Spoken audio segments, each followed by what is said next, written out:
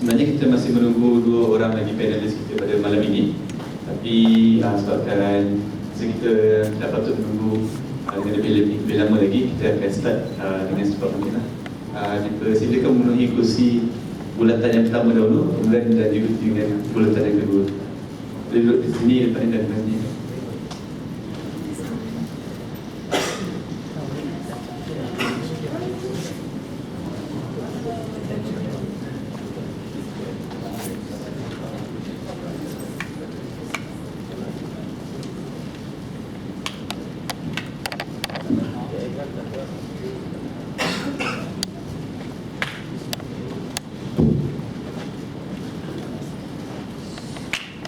Bismillahirrahmanirrahim. Alhamdulillahirabbil alamin. Wassalatu wassalamu ala asyrafil anbiya'i wal mursalin wa ala alihi washabbihi ajmain.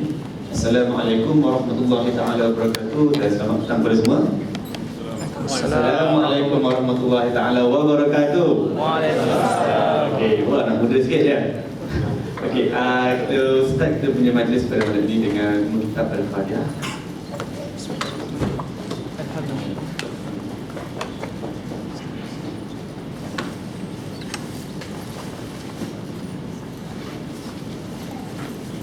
Yang pertamanya kita bersyukur kepada Hadrat Ilahi dan berikan peluang untuk hadir pada majlis kita pada malam ini. Sidang Anak Muda Selangor 20 tahun lagi. Saya ingin memberi kesempatan ini untuk terima kasih kepada jemputan kita, Haji Mazlan Johar, merupakan Ketua Koordinator Harapan Baru, memerangkap ahli majlis petang. Saudara Syazli merupakan Timbalan Penyelaras Gerakan Anak Muda Negeri Selangor. Jemputan daripada Persatuan Cina Muslim yang diketuai oleh Siti Nazir, iaitu Ketua Biro Pendidikan. Seterusnya panelis-panelis jemputan kita ada pada malam ini. Jemputan daripada Wakil daripada DEPSI, Edri Faizal.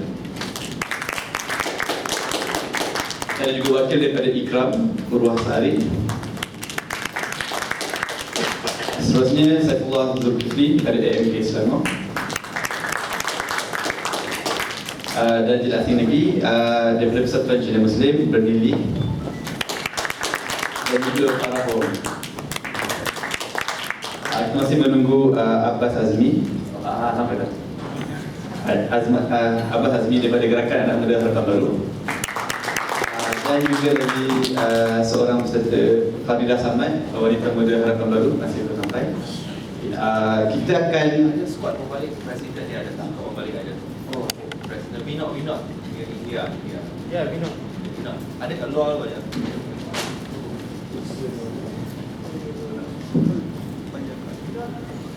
Okey, saya akan terangkan format perbincangan kita malam ni. Ini merupakan sidang mana saya akan jadi dewan speaker. Setiap panelis akan diberi masa 8 minit untuk bercakap mengenai isu yang diberikan 8 minit. Kemudian masa waktu panelis sedang bercakap, saya akan duduk. Bila saya bangun, maksudnya waktu dah habis lah. Okey. Lepas habis 8 minit itu, setiap seorang kita akan rotate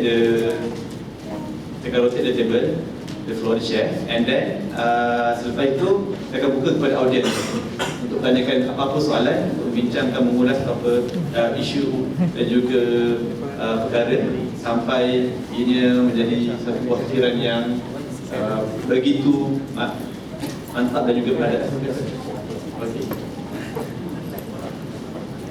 Kita memilih tajuk Sidang Anak Muda Selangor 20 tahun ini kerana kita memikirkan bahawa ini merupakan satu target yang sangat ideal, khususnya pada anak muda. Satunya kerana jika anak muda itu kita klasifikasikan sebagai orang yang berumur daripada antara umur 28 ataupun 30 ke 20 tahun.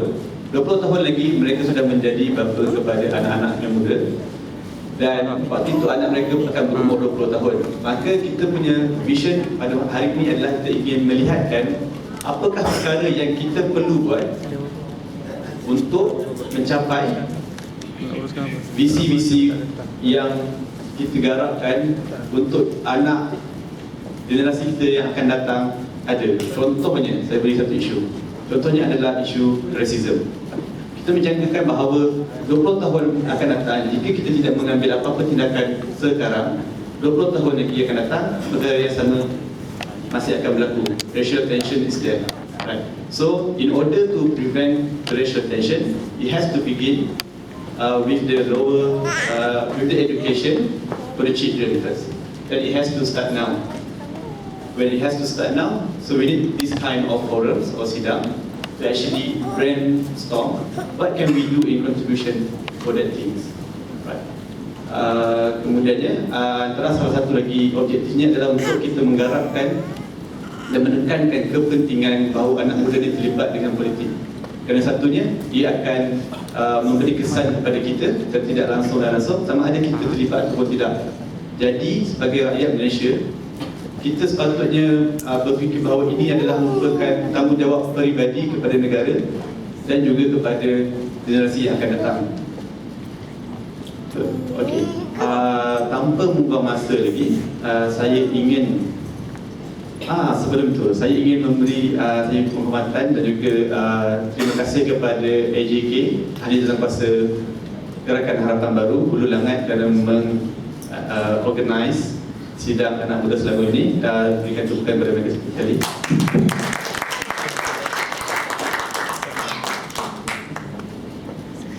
Okey, kita akan start dengan panelis yang pertama, Edri daripada DFC, untuk kita tentang sedikit sebanyak tentang pergerakan DAP anak muda dan juga apa yang DAP boleh menyumbang kepada negara kita dalam masa 20 tahun ini. Silakan. Kita ada mikrofon di mana? Satu mencelah dan juga di sini ya. Terima kasih saudara speaker. Pertama kali saya mendapat tajuk tersebut, sebenarnya saya diberitahu bahawa yang pertama kali dimaklumkan bahawa sidang pada malam ini ialah membicarakan tentang masa depan Selangor. Dan saya pada masa itu menjangkakan mungkin kita nak berbicara tentang apa akan jadi pada Selangor 5 tahun lagi. Kemudian saya dapat tahu tajuk yang terakhirnya ialah Selangor 20 tahun lagi. Orang tak sangka makin jauh dia pergi kan. Jadi saya agak pening sikit sebab 20 tahun lagi, kalau nak tahu apa keadaan Selangor 20 tahun lagi, nak tilik ilmu tak ada, teropong tak ada, kelapa tak ada. Jadi kita pun tak tahu macam mana rupa Selangor 20 tahun lagi. Kalau nak tahu Selangor 20 tahun lagi dalam bentuk strategik misalnya, saya pun bukan pakar untuk menganalisa benda ini. Dan saya sempat gurau dengan kawan-kawan, dia kata kalau begitu saya pergi dan beritahu ya Selangor 20 tahun lagi mungkin di bawah pemerintahan Barisan Nasional. So jadi, tapi jangan risau, mungkin masa tu pembangkang pegang persekutuan, ya okey lah tu kan. Jadi kalau keadaan macam ni, apa yang saya boleh buat ialah mungkin saya boleh ceritakan tentang apa harapan sebagai seorang ahli parti. Dan mungkin ramai, kalau mungkin tahu saya ahli parti DAP, dan mungkin juga sedikit sebanyak apa yang DAP telah perjuangkan selama ini. Dan saya kurang dilihat di Selangor, tapi lebih gitu orang kata kerap dimainkan isu di Pulau Pinang, sehingga baru-baru ini dikritik oleh parti PAS. Sebab saya rasa 20 tahun lagi yang kita mahu tengok adalah pendemokrasian. Bukan saja ni kita cerita Selangor, pendemokrasian bukan saja di peringkat negeri, tetapi juga di peringkat tempatan. Mungkin ada apa beza, sebab kita cerita pasal Selangor ada 2 peringkat kerajaan, mana kita ada kerajaan negeri dan kita ada kerajaan tempatan. Dan hari ini kita lihat kebanyakan orang semakin celik apabila melihat soal isu kerajaan persekutuan misalnya. Kalau ada sidang parlimen, semua orang dah akan tercongok di hadapan live stream untuk melihat perbahasan di parlimen. Mungkin untuk mengetahui isu-isu yang bangkit, atau mungkin untuk melihat jenaka-jenaka terbaru dari parlimen. Dan begitu juga saya lihat kesedaran juga makin timbul bila orang juga mula ambil tahu apa yang diperbincangkan di dalam Dewan Undangan Negeri, di peringkat kerajaan negeri. Jadi orang sudah mula nak tahu apa isunya. Bila meletup isu di EIG misalnya, saya nak cerita di EIG lah, saya pun tak baca sangat lagi pasal isu tu lagi. Jadi orang sudah mula mahu ambil tahu tentang apa yang berlaku di dalam kerajaan negeri, apa dasar-dasar negeri. Tapi jarang sekali kita mendengar satu kesedaran dipupuk untuk melihat, untuk memberi perhatian kepada kerajaan tempatan.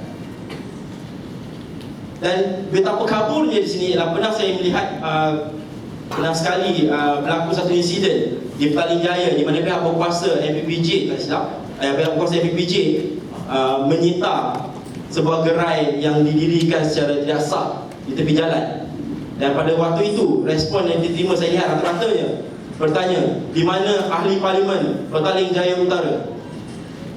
Di sini ada sedikit masalah kalau diperhatikan. Pihak yang menyita kedai di tepi jalan itu adalah pihak berkuasa tempatan. Mereka adalah MPPJ. Apa kena-mengena pihak berkuasa tempatan MPPJ dengan ahli parlimen Petaling Jaya Utara? Ahli parlimen kerjanya adalah mereka bertanggung jawab dalam bidang legislatif di peringkat nasional. Dan kalau nak turun bawah sikit, mungkin ada yang bertanya di mana ADUN, Bukit Kasing misalnya. Tapi ADUN kerjanya adalah mereka adalah badan legislatif di peringkat kerajaan negeri. Jadi kerja siapa di peringkat kerajaan tempatan ni? Dan tak sangka hari ini kebetulan kerja di sebelah saya ada seorang ahli majlis. Jadi itu adalah di bawah tanggungjawab ahli majlis. Kalau nak cari orang, bukan dia yang menyita lah, tapi kalau nak cari orang mungkin kena cari ahli majlis. Tetapi berapa ramai yang mungkin pada malam ini pertama kali dengar apa itu ahli majlis? Mungkin dia menyangka ini adalah ahli majlis doa dan sebagainya. Ahli majlis adalah, sebab kita tak tahu sebab kenapa. Saya sendiri akui ambil masa juga nak tahu siapa ahli majlis di kawasan saya. Dan saya rasa puncanya ialah kerana tidak ada pendemokrasian di peringkat kerajaan tempatan lagi, di mana seolah kerajaan tempatan ni macam dah tak wujud. Walhal di setengah keadaan kita lihat kerajaan tempatan ni mempunyai kuasa yang agak banyak berbanding kerajaan ni, atau mempunyai menguruskan isu yang dekat dengan diri kita, lebih dekat daripada kerajaan negeri. Isu longkang, isu taman permainan bagaimana dibaiki, bajet kerajaan tempatan itu dibelanjakan ke mana, itu lebih dekat dengan kita.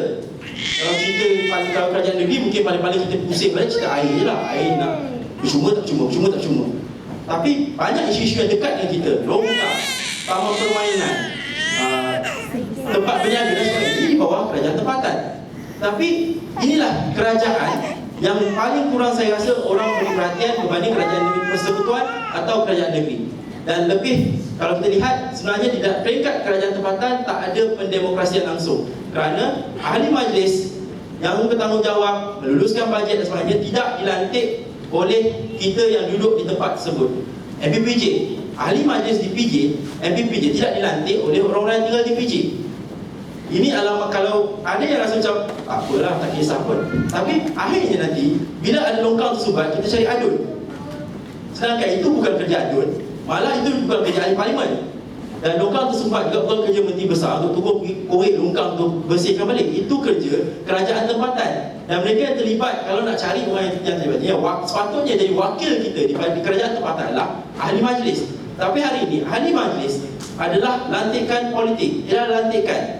Dan dia bersifat siapa menang dia dapat. Selangor kerajaan negeri kalau dimenangi oleh mendiang Pakatan Rakyat, maka ada orang kata dah mati kan. Jadi maka yang akan menguasainya adalah parti-parti dari gabungan tersebut. Maka ahli majlis itu dilantik dari kalangan dilantik oleh parti-parti yang menang ini tadi. Sebab tu kita nampak kadang-kadang pertama ada masalah kebertanggungjawaban di sini. Kita dah tak rasa kebertanggungjawaban kita dengan kerajaan tempatan sebab kita tak melantik ahli majlis, kita tak melantik wakil kita di dalam kerajaan tempatan.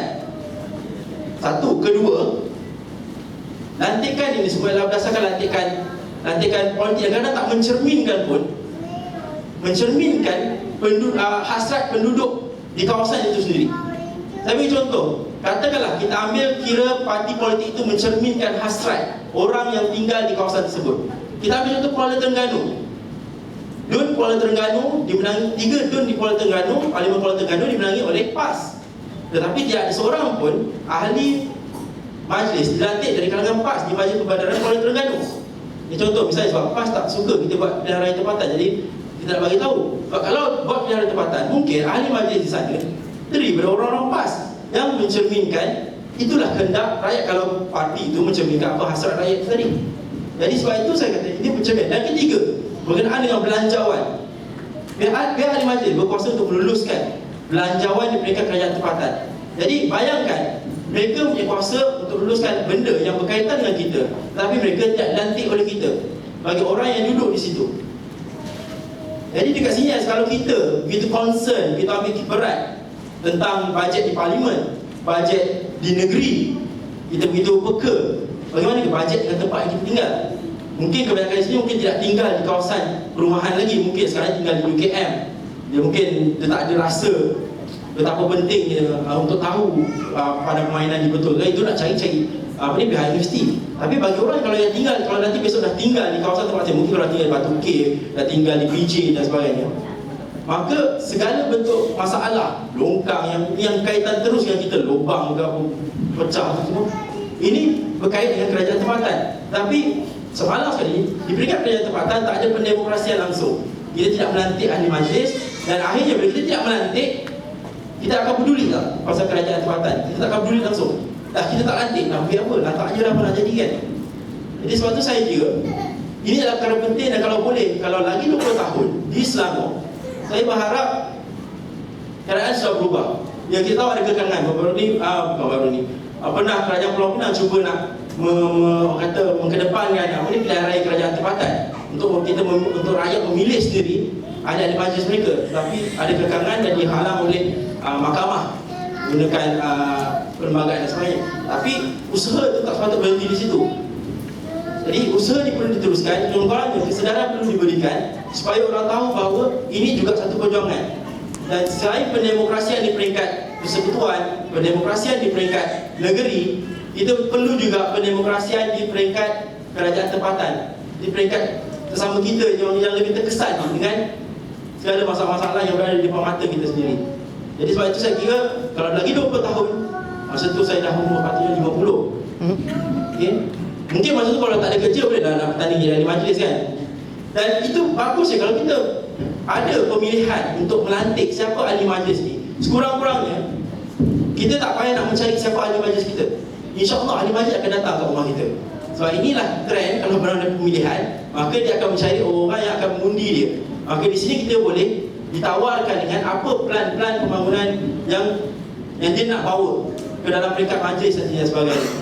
Dan saya berharap satu hari, mungkin 20 tahun lagi di Selangor, saya boleh lihat mungkin di PJ kalau ada persidangan di majlis itu sendiri, kita boleh tengok. Sebab saya ke Taiwan dan saya berkesempatan untuk melihat bagaimana majlis Bandara Taipei mempunyai perdebatan, sidang perdebatan itu keluar ke TV kan, padahal majlis bandaran je, di mana ada ahli majlis mereka yang diwakili, yang dilantik oleh rakyat, berdepan dengan eksekutif atau mereka-mereka yang bekerja di majlis perbandaran. Dan di situ berlakunya perdebatan dan mana-mana hal-hal yang bangkit, maka di situ mereka bangkitkan dan disiarkan secara langsung, seperti mana juga pilihan raya, persidangan negeri atau parlimen. Jadi dari situ kita boleh nampak siapa ahli majlis yang buat kerja, siapa ahli majlis yang tak buat kerja. So kalau hanya berdasarkan lantikan daripada parti yang menang, maka dia boleh jadi untuk kekal sebagai ahli majlis sampai bila-bila, bergantung pada parti itu nak keluarkan dia atau tak nak keluarkan dia. Jadi sebab tu saya mengharapkan lagi 20 tahun, kalau ada yang perlu ada perubahan di Selangor, selain pendemokrasian di peringkat, sebab dia kena seiring juga di peringkat persekutuan, peringkat negeri, tapi ada juga pendemokrasian di peringkat kerajaan tempatan, di mana kita berhak untuk melantik ahli majlis, wakil-wakil kita di peringkat kerajaan tempatan itu sendiri.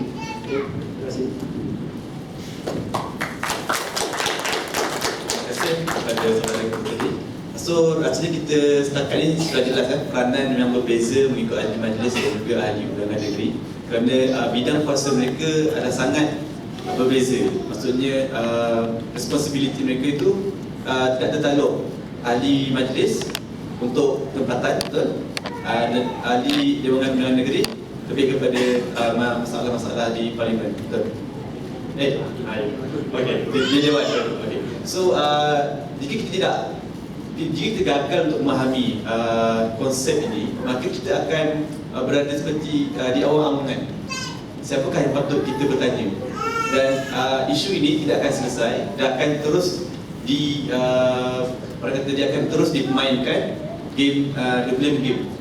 So tuding menuding, jadi siapa yang salah sebenarnya? Kerana tiada orang akan tiada orang yang akan mengakui kesalahan mereka. Maka kita harapkan lagi bahawasanya bila 20 tahun lagi kita akan ada demokrasi di peringkat tempatan.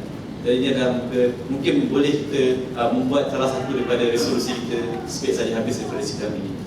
Seterusnya saya ingin menjemput saudara Ubah, wakil daripada Ikram, untuk bercakap berkenaan dengan dakwah di Malaysia. Ada Selangor khususnya. Silakan.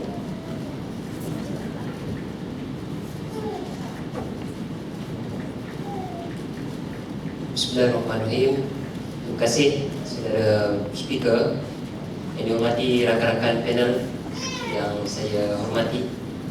Jadi bersyukur kita kepada Allah SWT kerana pada malam ini kita dapat bersama-sama kumpul atas satu hasrat dan satu semangat baru, yakni harapan baru, gerakan harapan baru yang ingin mengumpulkan semua pihak yang ingin bersama-sama melihat ke arah pembinaan Malaysia kita yang baru. Jadi alhamdulillah 20 tahun lagi jika sebagaimana saudara Edri kata tadi, 20 tahun lagi kami akan berusia 50-an. Anak-anak kami mungkin 20-an, ya. Jadi pertama mungkin saya ingin lari sedikit topik yang diberikan. Mungkin di peringkat Pertubuhan Ikram Malaysia, mungkin yang ramai telah kenal bahawa di dalam ikram kita membawa satu mesej bahawa kita nakkan Malaysia ini menuju sebuah negara rahmah. Apa itu rahmah itu? Kan? Jadi yang pertamanya adalah kita nakkan dari segi demokrasi, negara kita ini mempunyai satu sistem dui parti, sistem semak dan imbang yang berkesan.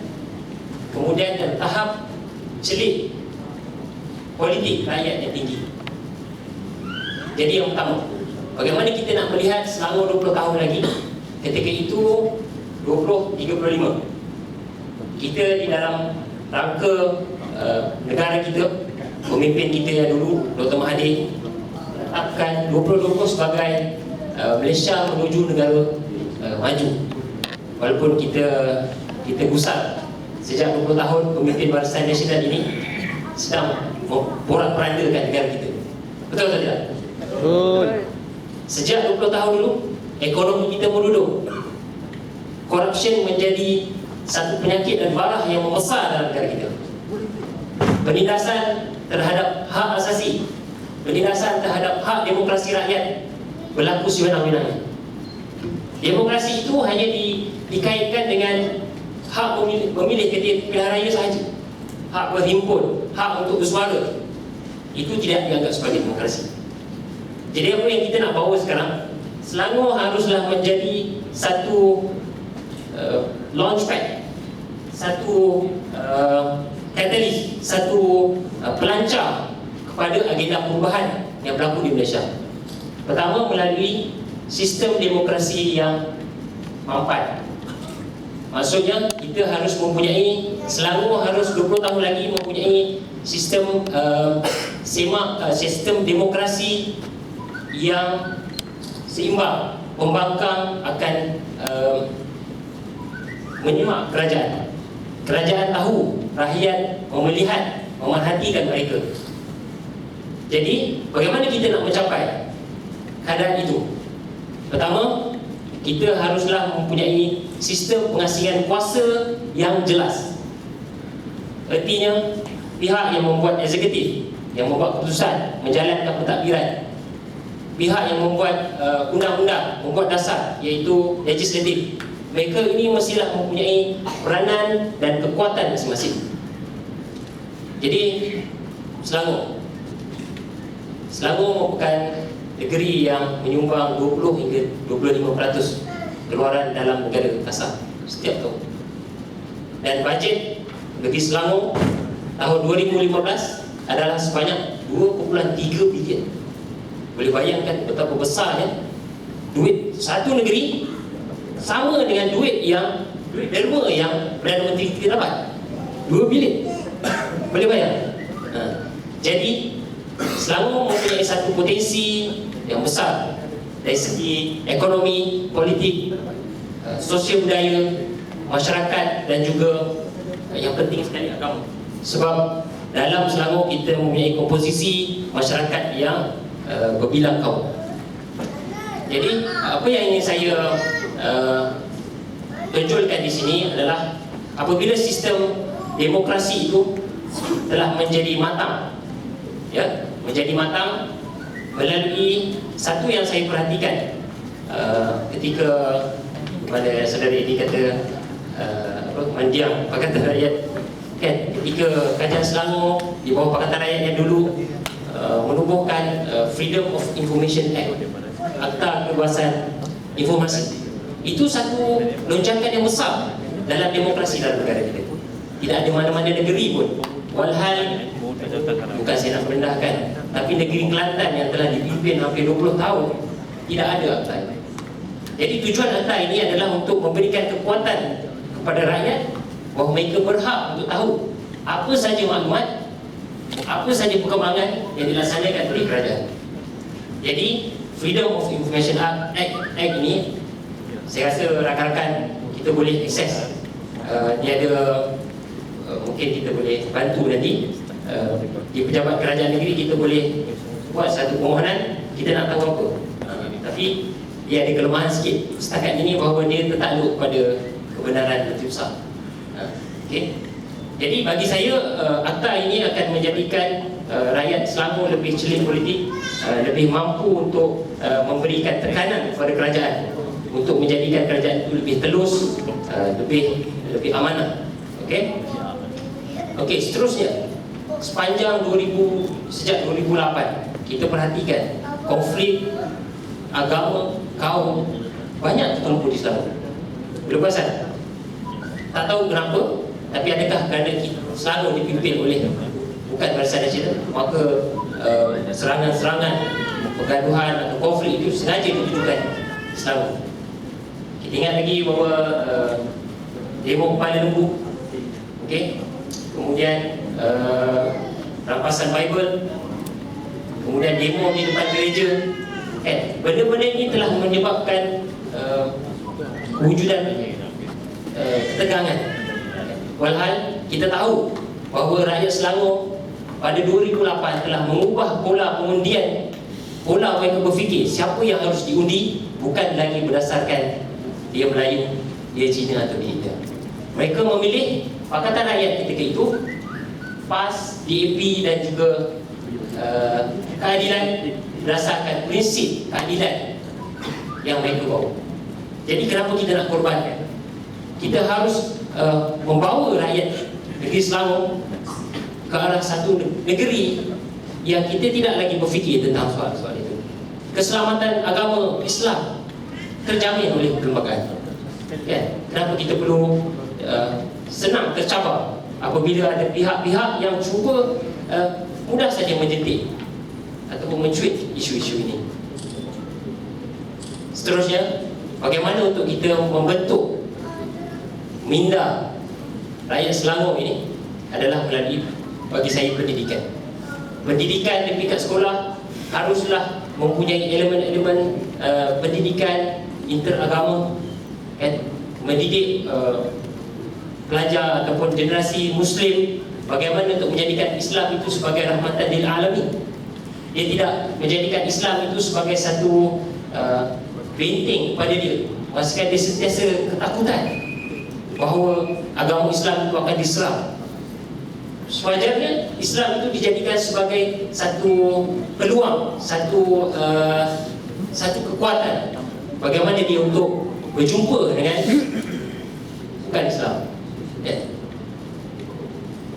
Dulu kerajaan negeri Selangor pernah diminta untuk membina masjid untuk Cina Muslim, masjid untuk India Muslim.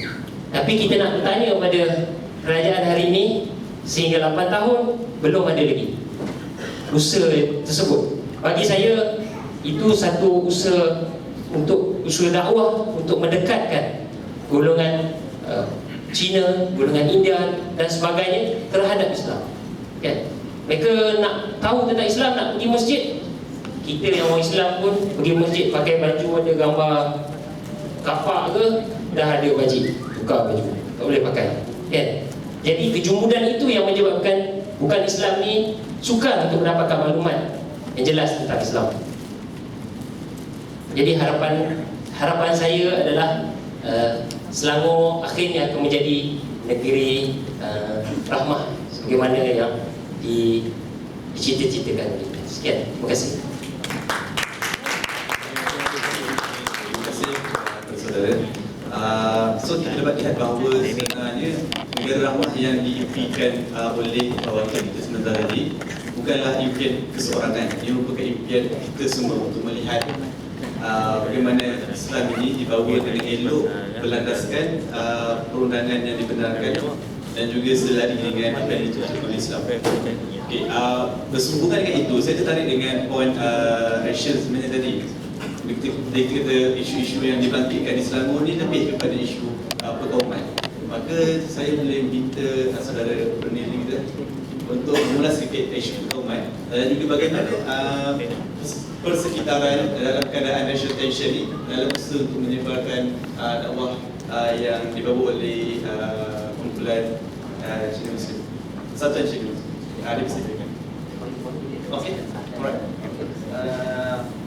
Assalamualaikum. Sebelum saya pass mikrofon kepada mereka, sebenarnya kacau sikit je.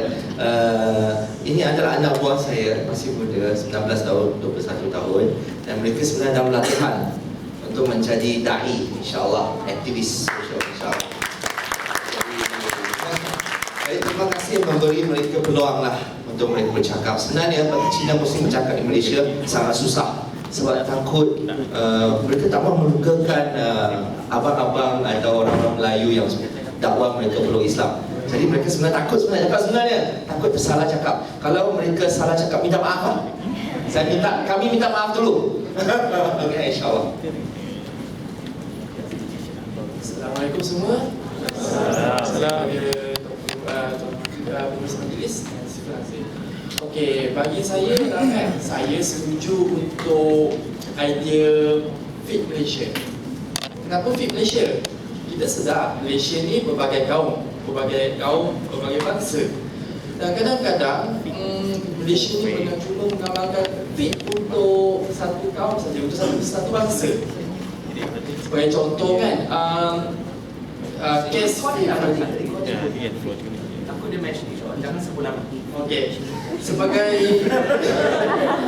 Sebagai contoh yang kita sedar, yang kita tahu ada satu isu yang pernah berlaku di dalam Malaysia ni, di mana mak ayah dia di mana anak dia seorang anak dia hilang, anak perempuan dia hilang, tetapi tiba-tiba kahwin.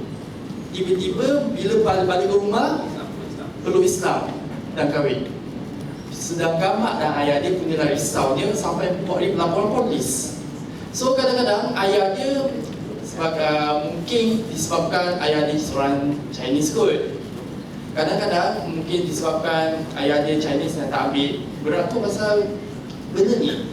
Tapi kita tak sedar yang Malaysia ni yang macam mana? Yang kita sedar mungkin sebab ayah dia Chinese. Okay. Tapi kita cuba bayangkan, andai kata kita dalam keadaan kita berada di situasi ayah dia. Sebagai contoh, kalau kita berada di dalam situasi ayah dia, dah masuk mahkamah kan. So perlu ke kita tarik alasan dia nak jaga anak orang, tetapi akhirnya kahwin. So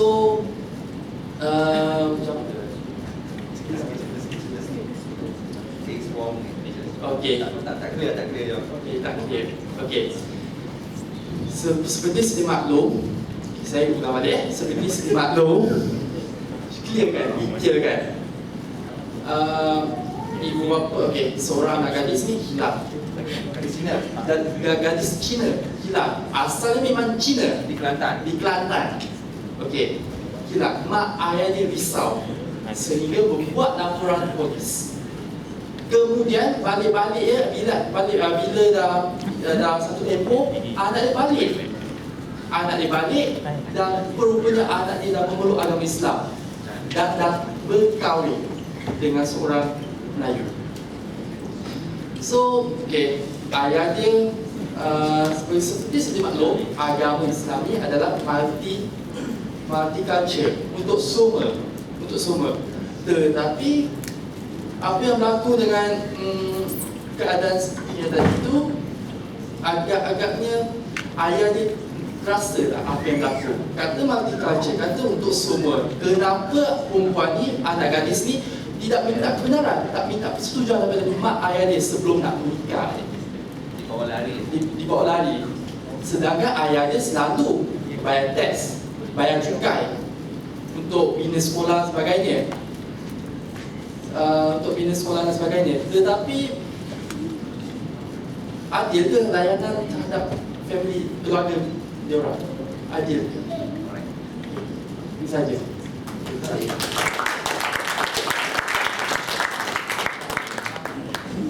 Okey, terima kasih kepada saudara sebelah tadi. Seterusnya kita kesuntukan masa. Saya ingin terus memanggil kita punya panelis, disediakan saudara daripada AMK untuk memberi ucapan beliau.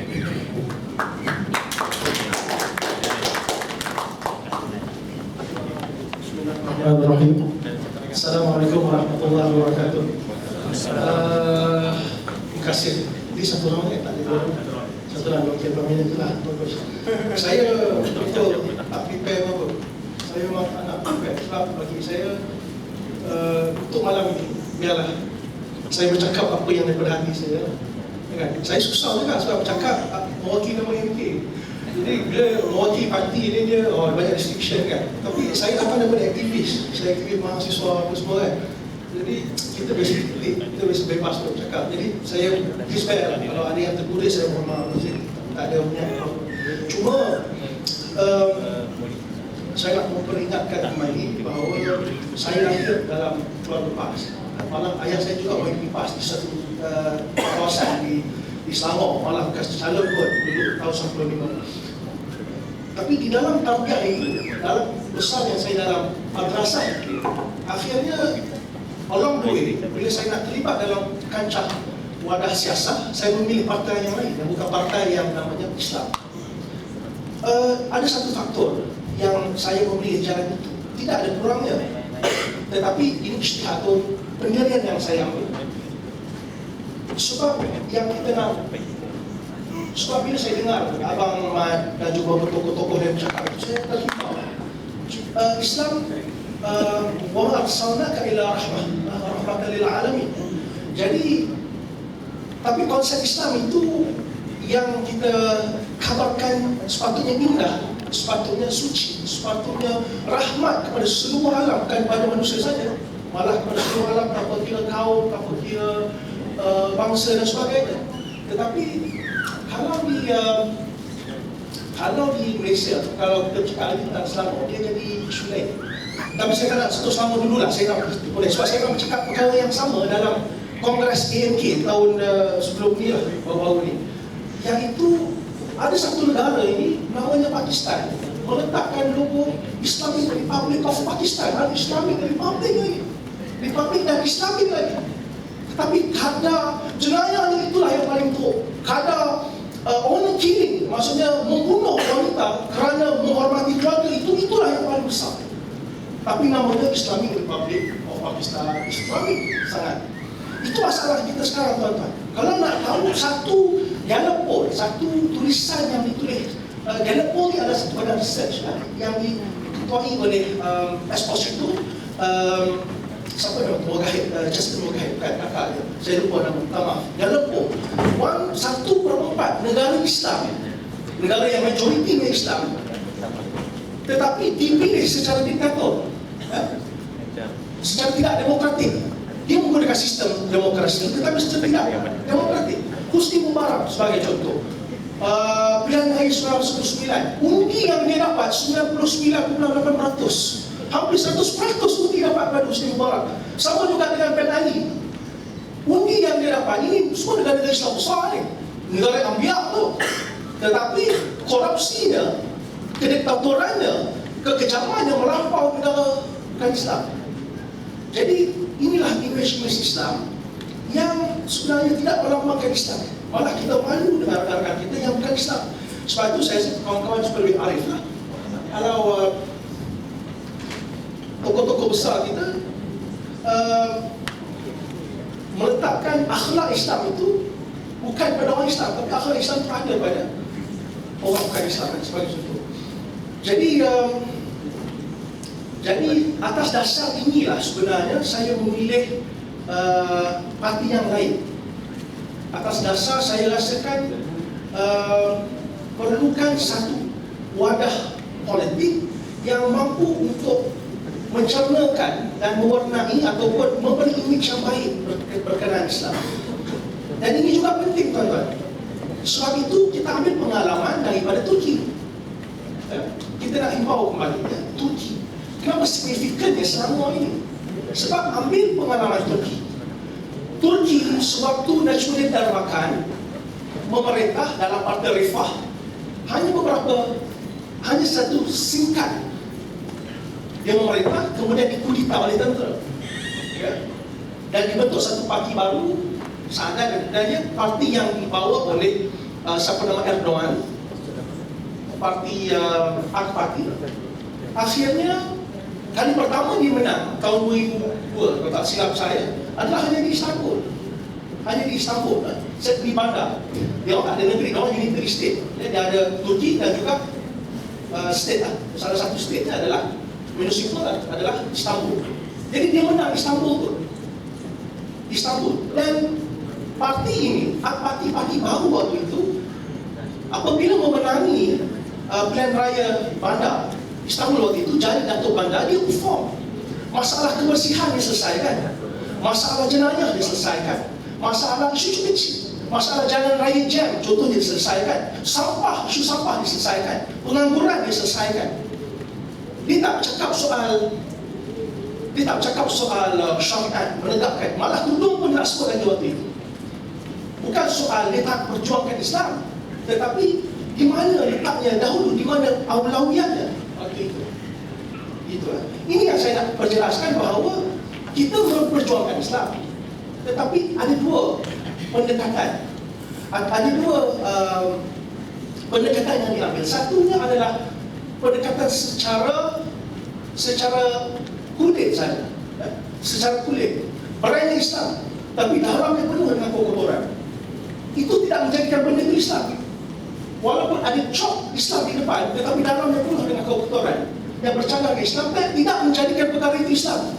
Sebagai contoh. Tetapi yang kita mahukan Islam adalah substansialnya, substansnya. Baik konsep al-hurriyah, konsep kedaulatan, konsep al-adalah sebagai contoh keadilan, konsep sebagai contoh wasatiyah, bukan wasatiyah yang kerajaan sekarang, wasatiyah jalan tengah yang moderat. Allah tidak suka orang yang memberat-beratkan. Faham? Bukan kita nak memudah-mudahkan, tidak, tetapi Allah suka benda yang mudah untuk kita. 30 lagi. Oh, ya benar ya. Okey, saya selesaikan. Maksudnya di situ adalah apabila Turki mengambil contoh, dia perform, dia start itu dengan Istanbul. Tetapi apabila dia perform Istanbul, dia dapat memerintah keseluruhan Turki kemudian. Begitu juga di Selangor. Kita mengidamkan bahawa Selangor ini menjadi launchpad, kata sahabat saya, Saudara Purwah. Sepatutnya menjadi model kepada negeri-negeri lain. Bagaimana kita memerintah, bagaimana kita mentadbir. Dan akhirnya kita dapat menjadi contoh pada negeri-negeri lain, dan kita membuka mata rakyat bahawa kita mampu memilih, kita mampu untuk berubah, dan kita mampu untuk memimpin. Sebab itu kawan-kawan, Islam yang Selangor 20 tahun akan datang, saya fikir harus menjadi tunjang ataupun tunas kepada Malaysia yang lebih baru. Untuk menggerakkan ke arah itu, maka Selangor harus bergerak hari ini. Dan anak muda tidak harus hanya complacent. Dan saya ingat pada isu-isu penting adalah anak muda ramai yang kritikal, ramai yang punya idea, tetapi daftar undi pun tidak. Saya ingat pokok-pokok basic itu harus kita selesaikan, insyaAllah. Wallahualam, masa persingkat je banyak kali. Allah, terima kasih.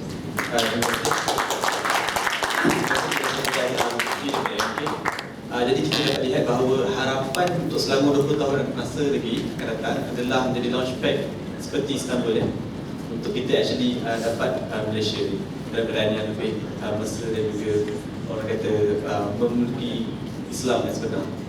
Saya seterusnya ingin menjemput saudari Faridah Samad, wanita muda daripada Harapan Baru, untuk memberi sepatah dua kata.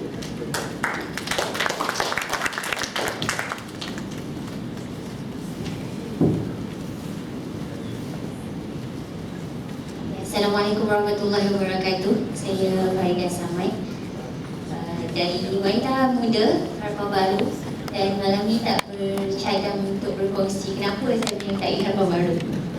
Kerana temanya adalah selama 20 tahun lagi. Dan seperti mana yang disebut oleh speakers yang lain, mana jangkauan ataupun unjuran untuk kita buat. Jika ditanya kepada political scientist sekalipun, untuk unjuran 20 tahun dalam sains sosial adalah satu perkara yang agak mustahil untuk dilakukan, melainkan kita ada satu background astronomi seperti mana ahli-ahli falak, ahli-ahli astronomi yang boleh menjangkakan bila mulanya berpuasa pada tahun 2020 sebagai contoh. Jadi saya kira apa yang ingin dibawa adalah satu message di mana apakah politik baru yang ingin kita corakkan di Selangor ini. Kerana apa yang penting adalah kita faham dan kita lihat bahawasanya Selangor merupakan cermin komposisi kaum di Malaysia. Kata 20% Chinese, Indian, Malay di Selangor, begitulah cerminan komposisi di Malaysia. Justru perlu kepada satu corakan politik yang viable, yang saya kira menjadi, yang dapat meyakinkan rakyat Malaysia bahawasanya kemampuan Pakatan Rakyat Pemerintah Selangor adalah hujah ataupun bukti kemampuan Pakatan Rakyat untuk memerintah Malaysia itu sendiri. Dan beberapa dekad yang sebelum ini kita melihat bagaimana Malaysia, negara kita, berperang dengan politik yang boleh saya katakan politik isu, politik fitnah, politik, budaya politik yang tidak sihat, yang mana telah memberi satu persepsi negatif di kalangan kebanyakan anak muda di luar. Yang saya kira bila dibuat survey di kalangan anak muda, terutamanya wanita muda, tidak sampai 7% wanita muda di negara kita yang bersembang, yang berbincang, yang berminat untuk membahaskan atau mendiskusikan isu-isu politik di negara kita. Justru saya melihat dunia hari ini, the world today, move to the policy based politik. Ini satu budaya politik yang perlu kita promote kepada anak muda. Kerana apa?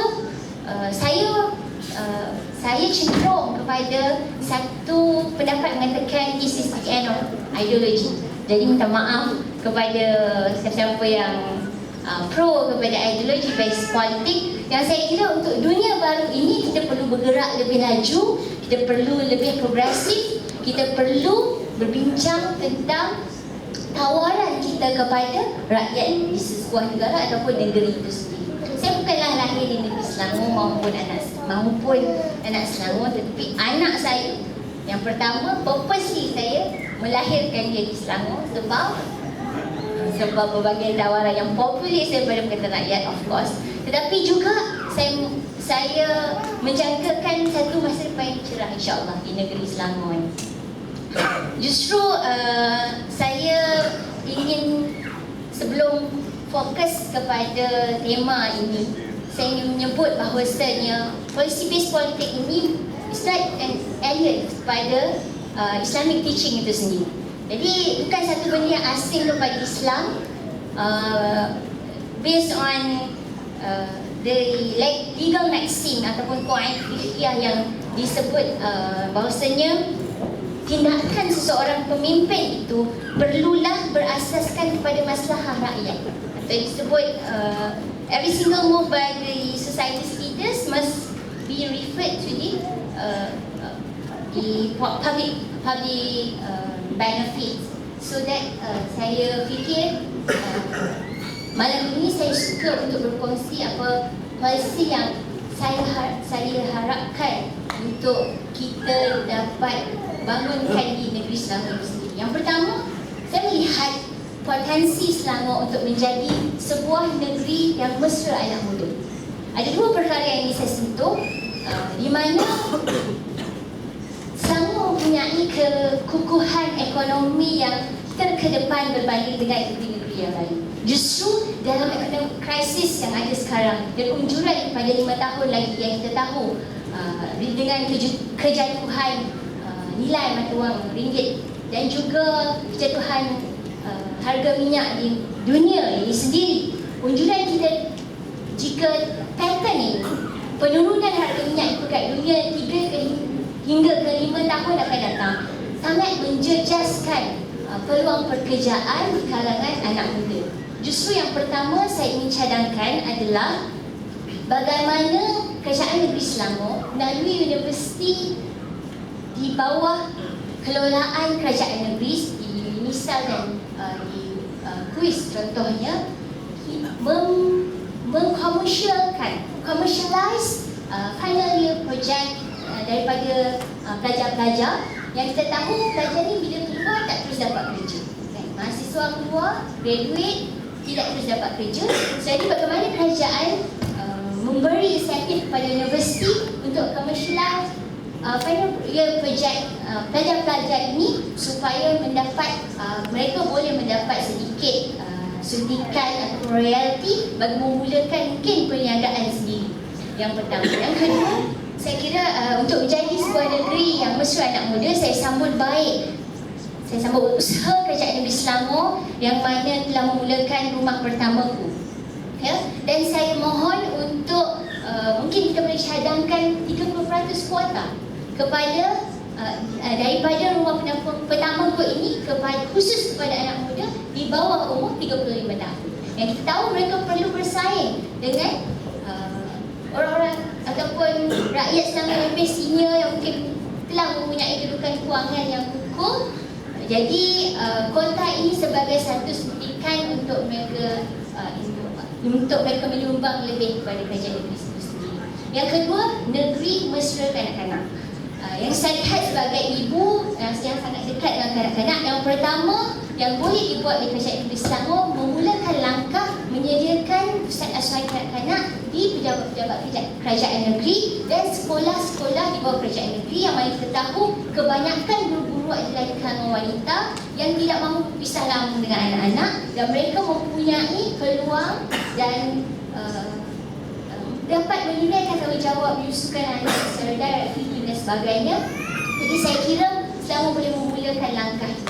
Dan yang kedua, untuk menjadi sebuah negeri yang mesra kanak-kanak, Selangor boleh meletakkan satu polisi ataupun memberi satu insentif kepada pusat-pusat perniagaan khususnya di shopping mall untuk menyediakan satu kids corner ataupun satu play kids sudut untuk anak-anak bermain supaya kita dapat mengurangkan kadar kanak-kanak diculik sebab di kawasan-kawasan permainan ini kanak-kanak tentu dijaga oleh pekerja yang telah ditetapkan. Dan yang kedua, untuk mengurangkan lagi kes kanak-kanak terjatuh, kecederaan dan sebagainya sebab ibu bapa shopping sakai jadi anak-anak tertinggal, kita boleh letak satu tempat. Ini untuk jadi. Terima kasih. Dan yang ketiga dan terakhir, untuk Selangor menjadi negeri mesra wanita. Yang pertama, saya ingin cadangkan untuk Selangor mengkaji polisi flexible working hours kepada wanita-wanita. Kerana apa? Kita tahu target negara sendiri untuk mencapai 20% kadar guna tenaga di kalangan wanita masih belum berjaya. Justru Selangor perlu menarajui dan kita tahu di Selangor paling banyak peluang pekerjaan dan ramai anak muda terutamanya wanita yang ingin di Selangor. Jadi kita menyediakan kemudahan ini, flexible working hours, mereka mempunyai masa dengan keluarga, boleh menunaikan tanggungjawab keluarga dalam masa yang sama boleh menyumbang kepada produktiviti kerajaan negeri itu sendiri. Dan yang kedua, untuk menjadi negeri mesra wanita, saya mencadangkan untuk Selangor berani menawarkan elang suri rumah. Ini kita telah angkat dalam agenda Wanita Malaysia oleh Pakatan Rakyat dalam PRU yang ke-13 dan kita tidak nafikan bagaimana peranan suri rumah ini dalam menyumbang kepada produktiviti negara, membantu membesarkan anak-anak. Justru bagaimana Selangor dengan kekuatan ekonomi boleh menyumbang sebulan 200, sebulan 500 satu permulaan yang cukup baik saya kira. Jadi justru saya kira itulah harapan di peringkat kami Wanita Harapan Baru untuk melihat Selangor bukan 20 tahun lagi, malah 10 tahun lagi sudah mampu menjadi negeri rahmatan yang alami, mesra anak muda, mesra rakyat dan mesra wanita. Wallahualam. Assalamualaikum. Terima kasih kepada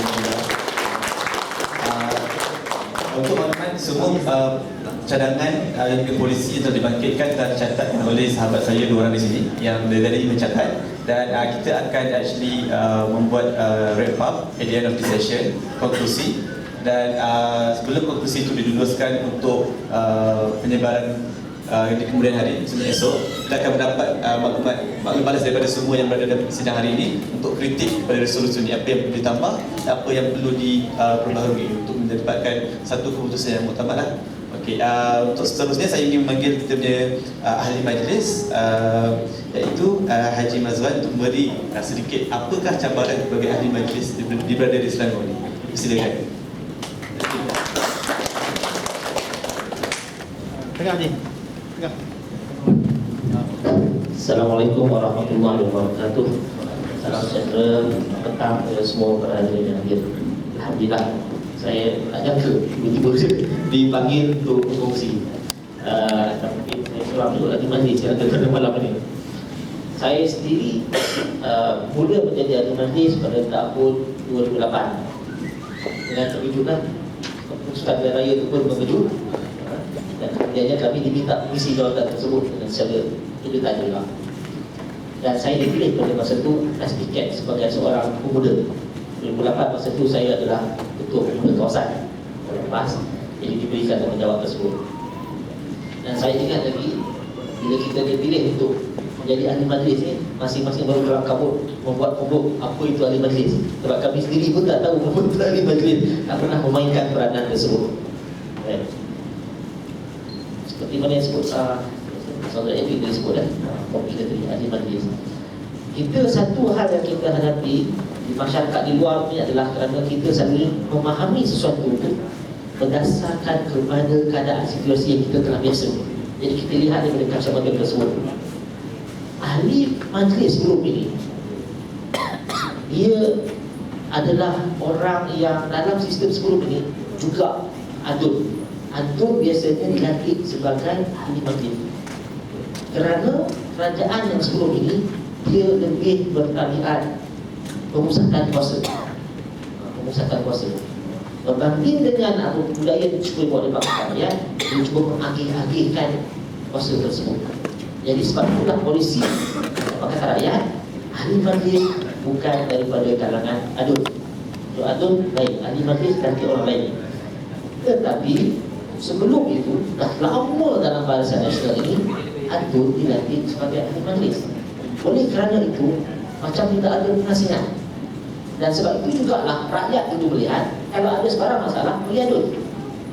Ada masalah di bahagian tempatan pun, kerajaan tempatan pun dia pergi pada adun juga. Sebab adun itu juga adalah ahli majlis. Dia begitu, dia dah biasa.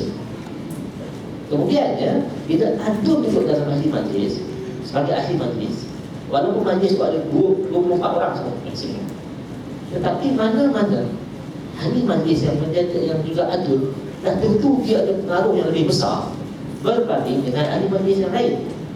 So tak equal kedudukannya, dan yang lain akan kau-kau kepada ahli majlis tersebut yang bukan juga adun. Jadi lagi sekali ada berlaku pemusatan kuasa di situ. Dia ada macam balon. Bila rakyat pun biasa, maka dia akan anam begitu. Bila sampai kepada kata rakyat yang dimakan masa sedikit untuk rakyat dapat education bahawa ahli majlis ada fungsi dia yang lain berbeza daripada adun. Selepas kira-kira dah masuk pegang kedua ni, kami ahli majlis mula merasailah perbezaan ini di mana rakyat makin faham dan dia mula datang kepada ahli majlis.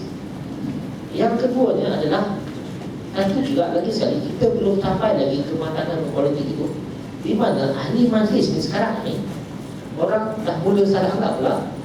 Dia ada ekstrim, dia anggap ahli majlis ni seolah-olah macam bekerja di majlis perbandaran. Bukan begitu. Ahli majlis adalah seumpama ADUN cuma dia berfungsi di peringkat kerajaan tempatan untuk membuat polisi dan juga mengubah undang-undang di peringkat kerajaan tempatan, bukan bekerja kepada majlis. Masa saya boleh jadi ahli majlis dulu pun allowance ahli majlis allowance asas RM500. RM500 tidak cukup untuk tampung kalau saya nak buat kerja ahli majlis sepenuh masa. Bawah paras kemiskinan, semua ahli majlis juga orang miskin. Jadi fungsi ahli majlis kalau lihat daripada ujuhan yang diberikan pun, ini bukan sepenuh masa. Dia hanya untuk membuat, mendatang mesyuarat, untuk membuat polisi dan juga membuat undang-undang. Kerja-kerja pokok-pokok, selenggara sampah, selenggara longkang, jalan dan sebagainya adalah kerja-kerja yang dibuat oleh staf daripada majlis itu secara sepenuh masa. Dan sekiranya mereka melakukan kerja yang baik, sepatutnya begitu, maka tidak ada bebanan itu sampai kepada ahli majlis pasal turun padang.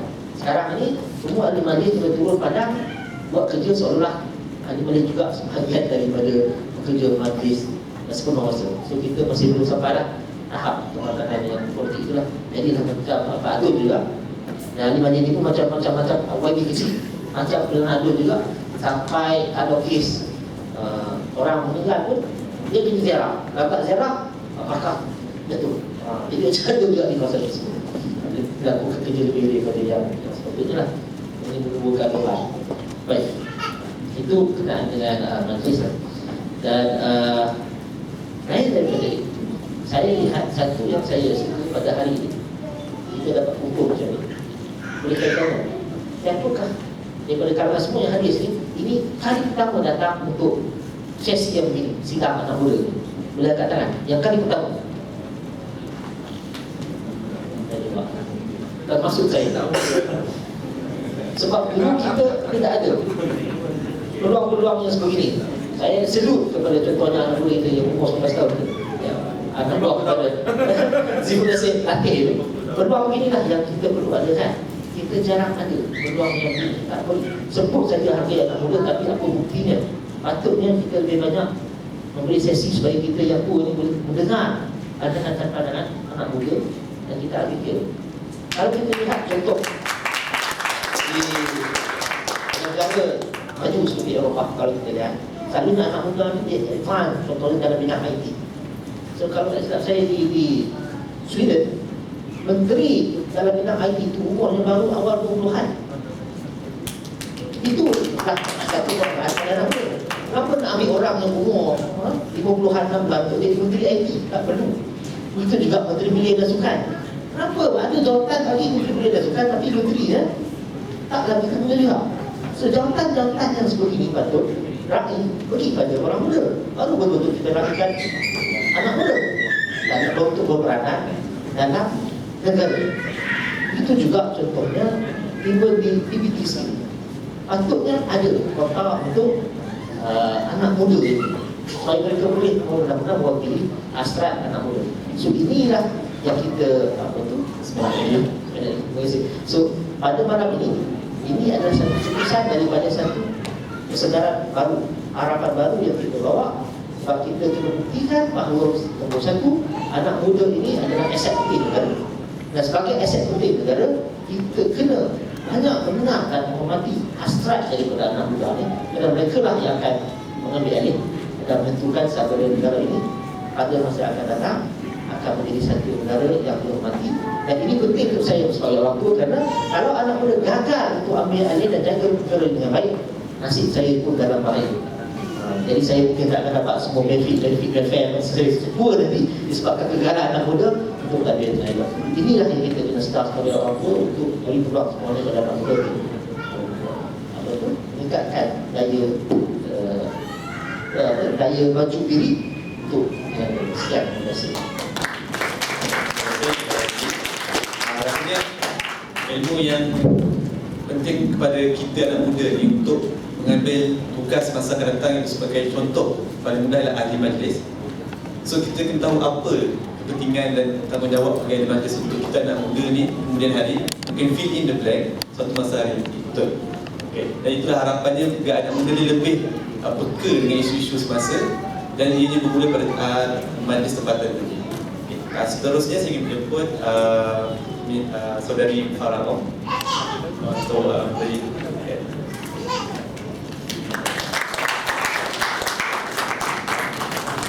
Okay. Assalamualaikum. Terima kasih kepada pengurus majlis. Mula-mula saya nak minta maaf dulu kalau saya ada salah cakap sebab saya muda lagi. Okey, ini adalah kali pertama saya bersidang. Okey, tajuk saya hari ini adalah cabaran dakwah. Apa akan jadi pada dakwah kita 20 tahun lagi? Okey, kalau kita nampak sekarang dakwah kita kurang berkesan, terutama untuk nak tarik non-Muslim, orang bukan Islam dan kepada anak-anak muda. Dakwah kita boring. Okey, dan bagi saya macam mana nak okey, first is kenapa saya cakap macam tu? Sebab saya bagi satu contoh. Saya pernah berdebat dengan seorang pendakwah yang sangat terkenal lah. Dan kerana dia mengeluarkan satu statement yang mengatakan, oh, perempuan yang tidak bertudung confirm masuk neraka. Dan saya tidak bersetuju sebab saya bercakap dengan dia, saya cakap Islam mengatakan suruh untuk menutup aurat, bukannya pakai tudung. Kalau pakai tudung, kita buka bawah pun kira tutup aurat lah macam tu. Okey, dekat situ kita nampak yang pendakwah kita sebenarnya tak memberi dakwah dengan jelas. Sangat lenient, sangat ambil mudah. So dekat sini ini adalah salah satu cabaran dakwah masa sekarang. Okey, dan seorang pendakwah juga bagi saya dia perlu ada beberapa ciri sebelum dia layak digelar pendakwah. Okey, pertama dia perlu adil, kedua dia perlu bertanggungjawab, ketiga dia perlu tegas. Okey, sebab dan indikator untuk dan dengan itu kita boleh melahirkan lelaki yang berkualiti. Itu masalah kita, major masalah di Malaysia. Okey, kita kekurangan lelaki yang berkualiti. Okey, dan indikator untuk melahirkan lelaki yang berkualiti ni, saya ada satu cara.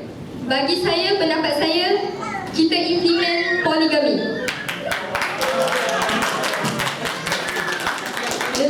Okey, tahu Adam semua tersenyum lah kalau poligami kan. Okey, kenapa saya cakap poligami tu bagus untuk melahirkan lelaki yang berkualiti? Pertama, dengan poligami, lelaki akan jadi lebih adil terhadap isteri-isterinya. Belajar adil. Ya, belajar untuk menjadi adil. Yang kedua, dia akan menjadi lebih tegas dengan isteri-isterinya. Yang ketiga, dia akan bertanggungjawab ke atas empat isterinya. Okey, dengan itu, dengan poligami ni, kita boleh melahirkan lelaki yang berkualiti. Dan kalau kita boleh nampak sekarang, dakwah sekarang ni bagi saya total failure. Okey, kita ada for example like kita ada TV3 ada buat program dai, Astro ada buat pencetus ummah dan imam muda. Tapi bagi saya semua ni tak akan berkesan. Sebab apa? Dia menggunakan juri-juri yang pro dalam Islam. Nak tahu sesuatu dakwah itu berkesan atau tidak sebenarnya, kita perlu juri-juri yang sebenarnya adalah yang pakai miniskirt, yang pakai seksi-seksi, yang pergi night club apa semua. Bila kita bagi dakwah kat dia, bila dia terkesan, itu maknanya seorang pendakwah yang berjaya. Okey, dan selain itu, disebabkan saya datang under Mak Ma, saya nak tekankan sikit lah kat sini. Selalunya pendakwah ni Melayu. Dan orang tak yakin dengan pendakwah mu'alaf. Okay, yang dari Cina kepada yang convert dari Cina ke Melayu. Okay, sebab apa? Sebab bagi mindset orang sekarang, orang kata Melayu itu adalah Islam. Pendakwah sekarang tetapkan mindset anak-anak muda sekarang, Islam itu Melayu. Sedangkan Islam itu adalah untuk semua. Tak kira untuk Cina, tak kira untuk India, tak kira untuk bangsa apa pun. Yang penting di Islam tu satu, Islam untuk semua. Tapi sekarang ni mindset kita anak muda iaitu Islam Melayu. Dan seolah-olah Melayu itu cuba untuk mengawal Islam. Okay, dan juga tapi kalau kita tengok senario waktu sekarang, mu'alaf itu lebih tahu Islam sendiri berbanding dengan Islam. Orang Islam yang dilahirkan sebagai Islam. Okay, itu agak malulah. Saya pun dilahirkan sebagai seorang yang Islam, tapi saya sendiri kagum dengan saya punya mentor sebab dia tahu Islam lebih daripada saya tahu Islam saya sendiri. Okay, dan harapan saya 20 tahun lagi Malaysia akan lahirkan lebih banyak lelaki yang berkualiti dengan kita implementlah poligami. Tak apa, perempuan 5 sahaja.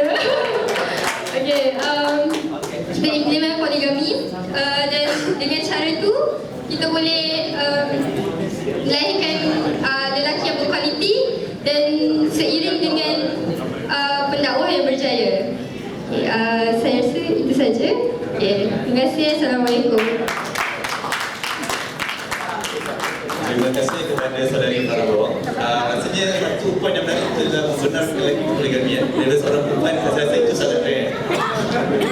Okey, seterusnya saya menjemput saudara Abbas wakil kepada gerakan anak muda. Bismillahirrahmanirrahim. Alhamdulillahirabbil wassalatu wassalamu ala asyrafil anbiya'i wal mursalin wa ala alihi washabbihi ajma'in. Terima kasih Tuan Muslim Majlis. Sahabat-sahabat, rekan anak-anak muda, orang-orang lama daripada Persatuan Muslim, Ceks Muslim. Alhamdulillah kita bersama malam ini dalam satu majlis wacana sidang anak muda yang menjadi trademark kepada gerakan anak muda harapan baru. Alhamdulillah pertama kali kita buat di Dewan Republik China Kuala Lumpur, dapat sambutan yang cukup luar biasa dengan begitu banyak pandangan-pandangan yang bagi saya wow, dan boleh diimplement sebagai satu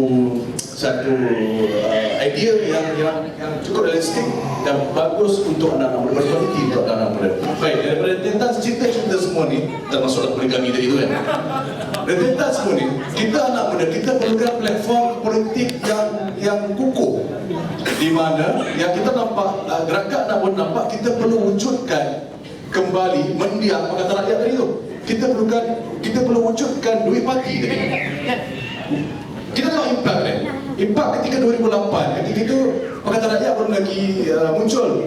Cuma ada persefahaman antara ketiga-tiga parti teras, PAS, PKR dan DAP, di mana kita bersetuju untuk lawan satu. Kita gentleman dengan UMNO, Barisan Nasional. Siapa sangka ketika keserangan jatuh? Saya sendiri tak sangka. Selepas itu kita wujudkan Pakatan Rakyat. Alhamdulillah 2013 kita dapat popular vote 50%. Dan agak malang selepas kita menang 2013 berlaku konflik dalaman, tak tahulah bermula dari mana, dan menanjahkan kemendiangan Pakatan Rakyat. Okey, cuba kita teliti balik. Bila permulaan Pakatan Rakyat itu mula nak ke arah berpecah, ketika inilah UMNO Barisan Nasional mengambil kesempatan. Pos GST-nya, Najib dengan 1MDB-nya. Ketika Pakatan Rakyat lemah, maknanya kuasa Pakatan Rakyat cukup besar dalam memainkan peranan suara rakyat. Ini kita tak boleh nafikan. Dan ketiga-tiga parti ini perlu muhasabah diri bahawasanya takkan ada parti yang boleh stay alone. Baik PAS, baik PKR, baik DAP. PAS berjuang di Kelantan. Berapa lama? Hanya mampu Kelantan saja. Tak boleh berjuang di Selangor. Siapa sangka kita ada ahli majlis daripada PAS, kita ada adun daripada PAS di Selangor. Kita tak sangka benda ni. Dengan wujudnya Pakatan Rakyat, barulah kita gemblengkan tenaga-tenaga, kita gemblengkan usaha kita bersama dan kita berjaya merampas balik, merampas Selangor daripada kancah nasional di bawah kepimpinan Ketoyo masa tu. Tuan-tuan ingat lagi apa Ketoyo buat? Selama 50 tahun lebih, UMNO perintah Selangor, air free 1 liter bukan lagi.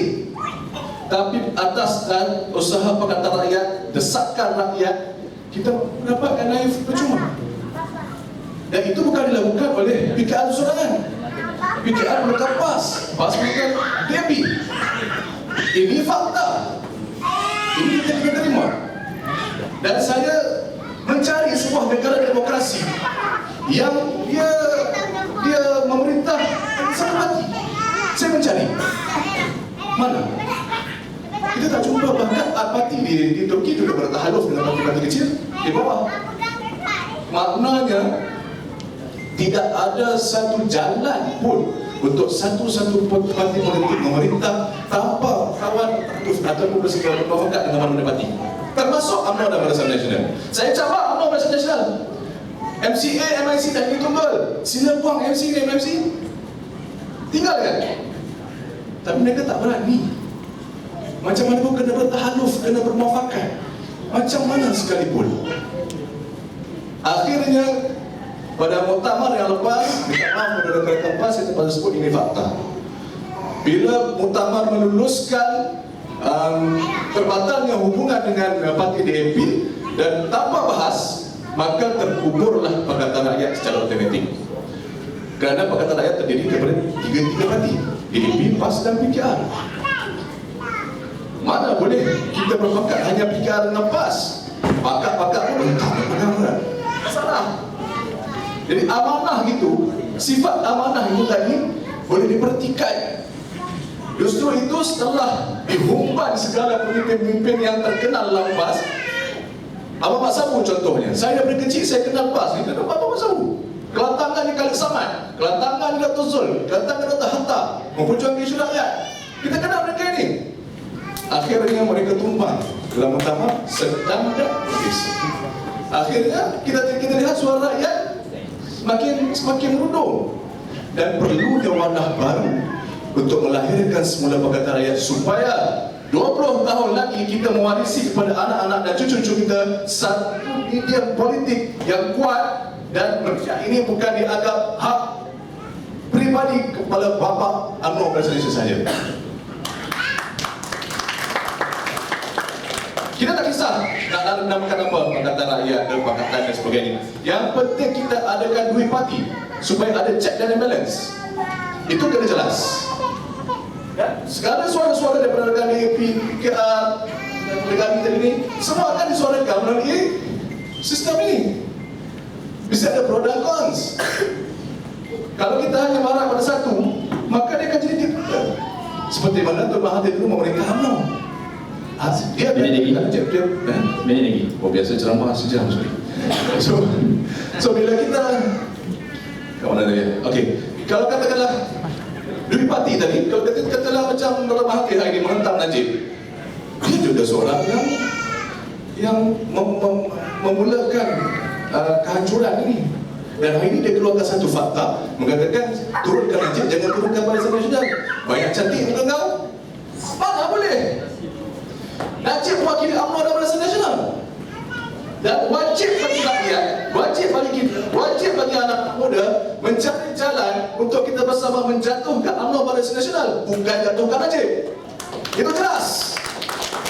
Dan kita menolak mana-mana parti, mana-mana pihak yang mahu bersekongkol dengan UMNO Barisan Nasional atas apa dasar sekalipun. Baik hudud, baik agama, baik apa, bersekongkol dengan UMNO, kita tolak 100%. Ini kena jelas. Mana mungkin UMNO perjuangan Islam 60 tahun lebih merdeka, mana ada hudud? UMNO dah berjuang dan dapat 23 majoriti. Berapa lama zaman Mahathir?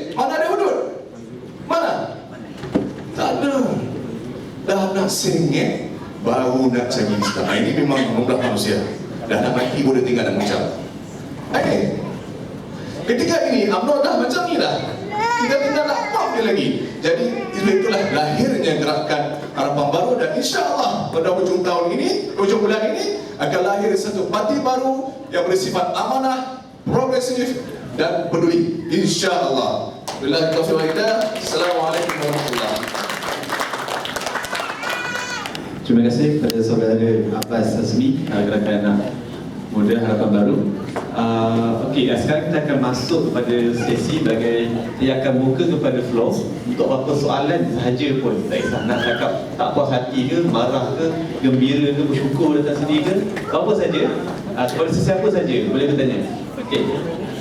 Boleh? Boleh. Bismillahirrahmanirrahim. Assalamualaikum warahmatullahi wabarakatuh. Saya Amri Binod, Presiden Angkatan Sepak Bola Indonesia. Saya agak tertarik dengan perbincangan daripada saudara-saudari semua. Namun saya ada listkan beberapa perkara yang perlu kita ambil kira juga dalam membentuk anak muda dalam masa 20 tahun lagi. Mungkin pada selepas 20 tahun saya masih lagi muda. Sebab sekarang ni saya baru 16 tahun. Seriously, saya baru 16 tahun. Sebab saya masuk Islam ketika usia saya 16 tahun. So lepas masuk Islam masih kan bayi yang baru lahir kan. So dia patut start kira dari situ lah kan. Betul kan? So ada kredit sedikit dekat saya. Okey, yang pertama sekali saya nak sentuh tentang apa selepas 20 tahun ni, apa sebenarnya keadaan akidah orang kita ni, anak muda. Apa sebenarnya keadaan akidah? Saya nak tanya dengan tuan-tuan, berapa ramai dekat sini yang Muslim? Angkat tangan. Oh, tidak ada. Berapa ramai yang Muslim? Angkat kaki. Tak main-main. Angkat tangan. Berapa ramai yang Islam?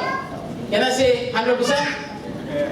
Can I say 100%? 100. Give me a reason why you are Muslim.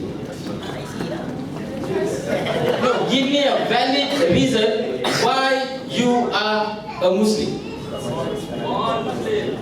Just because your father and mother are Muslim, you're Muslim. Am I correct? Kalau mak bapak tuan-tuan kafir, pada asalnya mak bapak saya macam tu. You know what I mean? You get my point? Maksud saya, tengok anak muda sekarang, tuan-tuan pun tak tahu sebab apa tuan-tuan jadi Islam. Come on, how you want to face the future, man? Faham tak? Macam mana tuan-tuan nak face the future? Bagaimana kita membentuk anak muda kita sampai tahap akidah ni macam mana? Pemahaman akidah pun kita tak faham lagi. Sentuh anjing, akidah boleh lari. Saya tak faham. Apa kena mengena anjing dengan akidah, tuan-tuan? Itu pemahaman masyarakat Islam pada hari ini. Okey, yang kedua, saya rasa perlu juga sebagai parti politik dan sebagainya. Sebab apabila akidah kukuh, tuan-tuan, kalau dia jadi pemimpin, dia akan jadi pemimpin yang amanah. Kalau dia jadi pemimpin, orang bagi dana, dia akan bagi balik dekat orang tu. Bukan masuk akaun peribadi.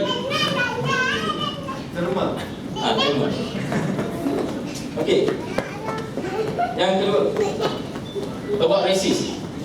Sampai bila, tuan-tuan, kita masih lagi nak berpolitik dengan menggunakan racist? Come on lah. I'm black, they are white. Do we have problem to become a friend? Do we have a problem, Sibu? Ex-Chinese kan? Ya, pasal ex-Chinese, saya lah orang putih, saya lah negro. I don't care what is my race as long as we can stay together and build this country. Do you have problem? If anybody has problem, you cannot live with any race, you get lost from Malaysia. Not me. Okey. Yang keempat, sistem pendidikan kita. Bagaimana sebenarnya sistem pendidikan kita melahirkan masyarakat? Bagaimana sistem keluaran universiti, tuan-tuan, merempit dekat tengah jalan? What is this? Come on. Kita main tangkap muat. You know what I mean? Universiti tak cukup kursi. Masa saya belajar STP, ketika tahun saya ambil STP merupakan tahun yang paling banyak student. Saya pun terkejut, apa hal ni kelas pun tak cukup. Rupanya dia tangkap muat. Dia kata daripada budak-budak ni jadi pelesit, baik dia masuk STP. Dan saya tengok orang yang baik, budak-budak ni masuk STP, budak STP pun jadi pelesit. You know what I mean? Okay, education. Dari sudut education, jangan lihat kepada race, jangan lihat kepada apa-apa pun. Siapa yang betul-betul layak, tak kira dia India ke, di China ke, di Melayu ke, Kazakh ke, Bengali ke, I don't care. Sesiapa pun dia bagi peluang dekat dia. You see, Islam mengajar kita untuk berlaku adil. Do you agree? Yes. Islam bukan mengajar kita hanya berlaku adil kepada orang Islam sahaja. Do you agree?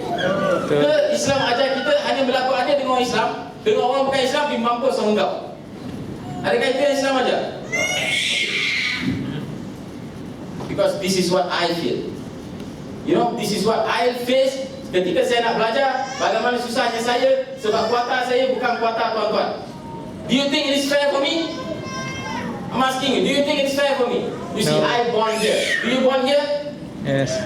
You born here kan? Saya pun born sini kan? Do we make any difference? Is there any difference? Kalau nak cakap pendatang, we cakap kat datuk saya yang datang daripada India tu. You nak halau, we halau sama dia, bukan halau saya.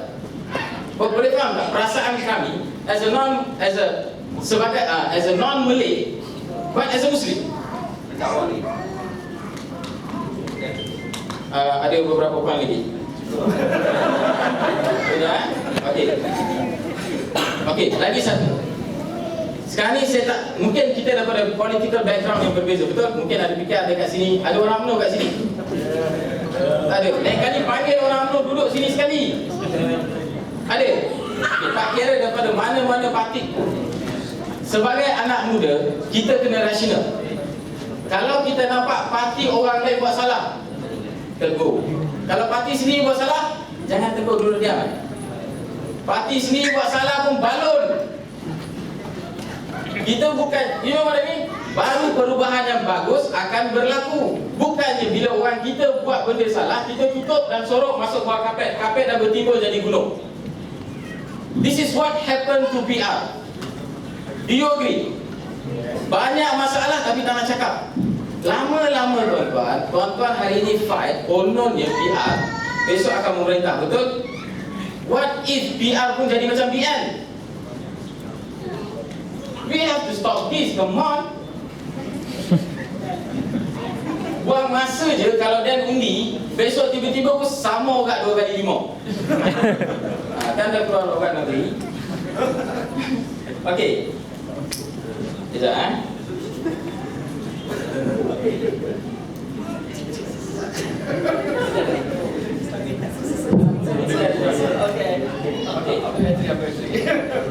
Okey, lagi satu. Bila berpolitik, saya rasa sebagai anak muda kita kena stop politik untuk mengutuk. Nak berpolitik, politik dengan cara yang rasional. Bagi what is your prinsip? Apa sebenarnya prinsip yang kamu perjuangkan? Nak lawan prinsip. Bukannya lawan bagi tahu bini dia ni gemuk, bini dia ni tu, bini. What is this man? Come on. Tahu tak masa macam saya dekat sekolah dulu, masa zaman di sekolah dahulu, tahu macam budak-budak gaduh. You dah ambil saya punya rambut, kita punya rambut. You know what? Boleh faham kan apa yang saya maksudkan? So nak berpolitik dengan cara yang matang. Bukannya kutuk sana, kutuk sini. Jangan masukkan hal peribadi dia ke dalam politik. Tak kira dia siapa pun, tak kira dia daripada parti tuan-tuan ataupun parti lawan tuan-tuan. Kalau tuan-tuan tak suka dengan dia, berikan fakta kenapa tuan-tuan tak suka dengan dia. Bukannya mencaci cela dia, caci family dia, bukan caci dia. This is not what Islam teach. Do you agree? Ada 2 lagi. Okey, lagi satu. Ini saya rasa sangat penting. Apakah perancangan sebagai anak muda? Apakah perancangan kita kepada dakwah 20 tahun akan datang? Maksud dakwah saya di sini adalah dakwah kepada non-Muslim. You see, kalau kamu nak jadi kuat, Islam kawan Cina, Islam kawan India, kamu akan jadi kuat. You nak pegang ekonomi, Islam kawan Cina, you akan pegang ekonomi. Do you agree? Do you agree? Kalau ekonomi, jadi ekonomi orang Islam, do you have problem? Tak ada masalah kan? Betul tak? Bagaimana tuan-tuan hari ini boleh terima saya, boleh terima situ. Begitu juga kalau semua orang dah masuk Islam, do you have any problem? So, kena ada perancangan kepada dakwah dalam jangka masa 20 tahun akan datang. Tengok, dakwah is something compulsory. Allah Subhanahu Wa Taala berfirman dalam surah Al-Imran ayat ke-110. Kuntum khairu ummatin ukhrijat lin-nas ta'muruna bil ma'ruf wa tanhauna 'anil munkar wa tu'minuna billah. Allah Subhanahu Wa Taala berfirman, kamu adalah sebaik-baik umat. Kita menjadi umat Rasulullah SAW untuk mengajak manusia kepada kebaikan. Dan kebaikan yang paling tinggi adalah membawa manusia untuk mengenal Allah Subhanahu Wa Taala. Dan keburukan yang paling teruk adalah mencegah manusia daripada mensyirikkan Allah Subhanahu Wa Taala. Sebagai anak muda tuan-tuan, ini adalah kerja kita. No matter you daripada parti mana, I don't care.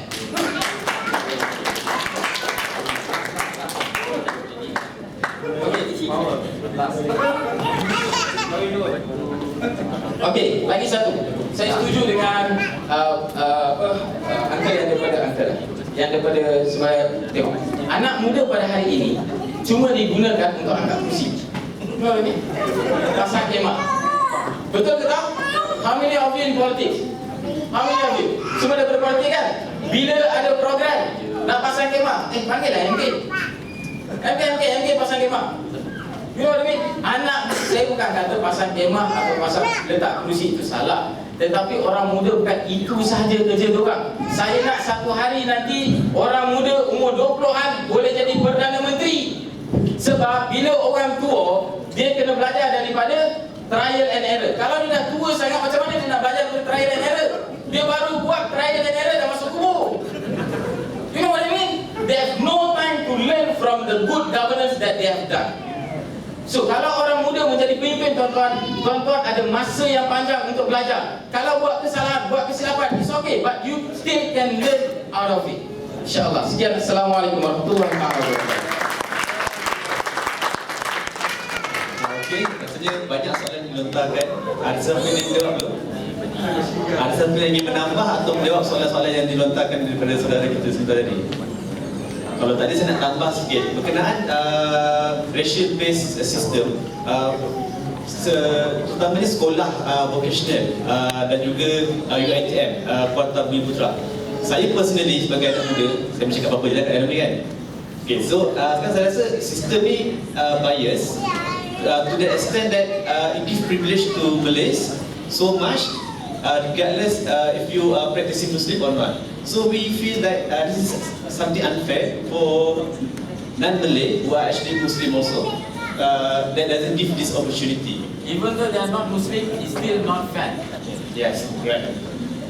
So adakah PR yang akan memerintah nanti akan abolish this system? Adakah kita tak ada lagi sekolah vocational? Adakah UiTM nanti open kepada mana-mana perkauman? Tak kisah, pada Melayu ke tak ada kuota. Sekarang nampak bila sistem ini masih diteruskan oleh PR, maka apakah beza PR dan juga UMNO?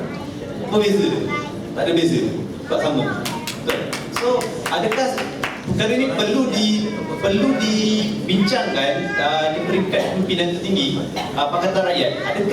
Bagaimana? Adakah ingin mengubah kelenggaan ini? Apakah justifikasi dia? Apakah kesan dia? Adakah dia lebih buruk daripada apa-apa? Okey. Itu saja daripada saya. Ada siapa yang nak menambah atau nak beri? Okey, silakan. Betul nama?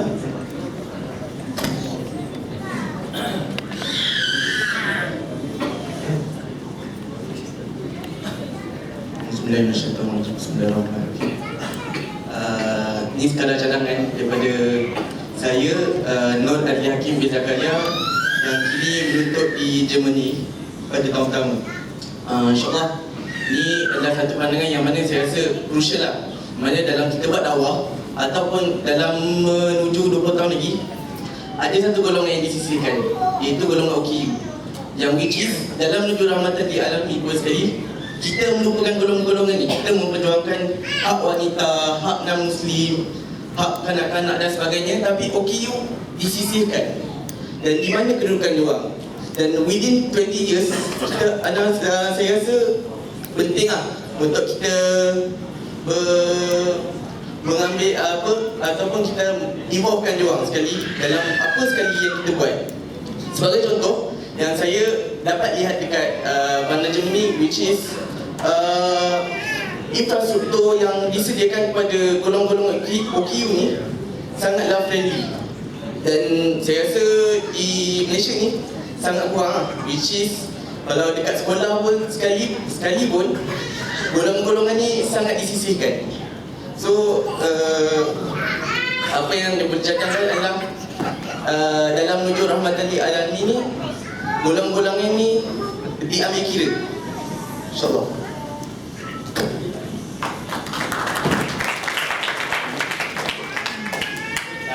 Silakan Anis. Dr. Damla dan juga Assalamualaikum warahmatullahi wabarakatuh. Saya berminat dengan komen, bukan komen, dia persoalan cukup tajam dilontarkan kepada saudara. Dan cumanya saya secara personal ni, saya merasakan bahawa dari sudut pendidikan kita kata kita nak mengeluarkan pemikiran daripada blok-blok rasis. Dan bila kita buat apa-apa di si borang pun ada, race apa boleh. Kalau orang tu bapa dia Cina, mak dia India, anak dia apa? Melayu. Tak tahu kan? Jadi kita ada conflict of identity. Saya berminat dengan isu rasis ni. Dan isu racism because dari satu sudut saya melihat bahawa pendidikan negara kita ini perlukan satu pendidikan yang tidak memisahkan di antara orang yang Melayu, majoriti, dan juga Cina, India dan sebagainya. Sebab sekarang ni kita ada SJK, SJK, I dan sebagainya. Dan juga dari satu sudut juga kita juga ada sekolah-sekolah Islam, Muslim yang kebanyakannya adalah dari kalangan orang-orang yang orang Melayu. Jadi macam mana kita nak memastikan bahawa ini persoalan saya lontarkan kepada panel-panel, macam mana kita nak dalam 20 tahun lagi, adakah kita nak mengubah sistem pendidikan ini supaya kita dapat keluar dari blok-blok racism yang dibentuk oleh golongan yang terdahulu dengan polisi-polisi pendidikan. Satu. Nombor dua, bagaimana kita nak mengubah macam yang disebutkan tadi itu meritokrasi, kan? Kita nak berubah ke arah meritokrasi. Maksudnya everyone has the same right. Tapi at the same time kita kena melihat balik bahawa Malaysia kita mempunyai kontrak sosial dan kita mempunyai perlembagaan kita di mana termaktub dalam perlembagaan itu ada hak-hak sendiri Melayu. Dan nak mengubah perlembagaan ini, yang pernah mengubah perlembagaan ini hanya PN saja. Dan kalau dimomok-momokkan DAP akan menguasai Malaysia dan mengubah jadi apa? Ada certain orang kata DAP Kafi Alpi nak mengubah Malaysia jadi negara sekular non-Muslim. Tetapi benda tu is something yang very impossible statistically. Jadi macam mana seandainya Pakatan Rakyat memerintah, Pakatan Rakyat 2 memerintah, bagaimanakah kedudukan perkara-perkara tersebut? Adakah dia ada konflik of dia ada dilema di antara kita nak meritokrasi dan juga dilema di antara kita menghormati perlembagaan yang ada dan telah disetujui oleh bapa-bapa kemerdekaan kita pada awal perubahan Malaysia. Allah Ta'ala, saya serahkan dulu. Dapat lagi soalan? Sila dulu. Adi. Assalamualaikum warahmatullahi wabarakatuh. Saya Seri Mahmud, Timbalan Penyelaras Proten Gerakan Kembali. Dulu seangkatan Jepon dengan saudara Bas. Saya tertarik pada malam ini bila perbincangan secara kita lihat diskusi yang sepatutnya pada hari ini yang telah berlaku terlalu lama, sepatutnya daripada dulu lagi. Hari ini kita tampilkan daripada DAP, AMK bersama dengan sahabat-sahabat daripada NGO yang saya kira ianya cukup jelas.